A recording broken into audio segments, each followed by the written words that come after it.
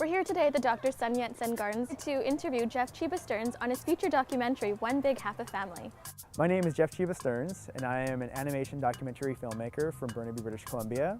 I'm half Japanese Canadian, and on my Japanese Canadian side of the family, what I realized at a 2006 reunion was that everyone in that family, after my grandparents' generation, had married someone that was non-Japanese.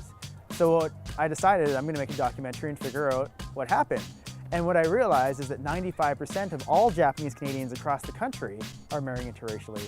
So the film kind of explores why is that, how is it affecting future generations of Japanese Canadians, and how is it affecting the community in general. Hapa is a Hawaiian term, and this Hawaiian term was very derogatory for a while, and so it came to North America, this word Hapa, and people were using Hapa to describe themselves who were mixed Asian descent. And so it kind of evolved from there. We look at the idea of where is Canada going to be in the next 1,000 years, and what is multiculturalism going to be like in Canada if we all start to blend and mix. And so by starting with my family, we're kind of looking at how and when did this start, and how is this starting, and where is it going. I find now that a lot of kids that I talk to who are mixed don't get that question, what are you? Growing up for me, it was a daily occurrence. Like I would always get asked, what are you, what are you? And you know, I'd have to tell them I'm half Japanese Canadian. I'm really hoping we get to a point in our lives and in Canadian sort of culture that we can say, hey, I'm Canadian, and that works for people. For me, it was a 4-year journey to make this film. But I never asked my parents, I'm like, well, do you see yourselves as being in an interracial marriage?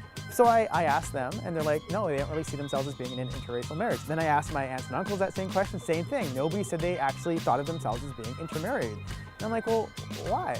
And what it boils down to is they're Canadian. And I think that was a really interesting thing for me to realize that maybe as a society, as a culture, we are getting to that point, right? Whereas a generation before that, my aunt married a man from Trinidad and Tobago, and they said that, you know, people were lining up on the streets to stare at them when they got married, you know, and things are changing, and I hope they're changing for the better, that way that we can just say we're Canadian. If we want to shift towards having a Canadian identity, to get beyond the question of where are you from, to get beyond the question of what are you, you know, we're going to have to mix. And I think this is the starting point. And we have to start looking at what does it mean to be a visible minority. These are things we're going to have to look at. And I don't like the term visible minority. I think it's a terrible term. For some reason in Canada, we're still stuck on fractions. We still are stuck on having to say I'm half this, quarter this, eighth this, blah, blah, blah, blah, blah. And what's happening is that, yeah, you know, each generation, we're blending and we're mixing, and I don't like the word dilution, right? Because a lot of people think that we're diluting our culture by doing that, and that's not what we're doing. We're actually strengthening our culture. We're not watering it down. We are getting stronger. This is what I want us as Canadians to embrace, is the celebration that if we're going to be a multicultural society, we're going to have to embrace mixing and blending.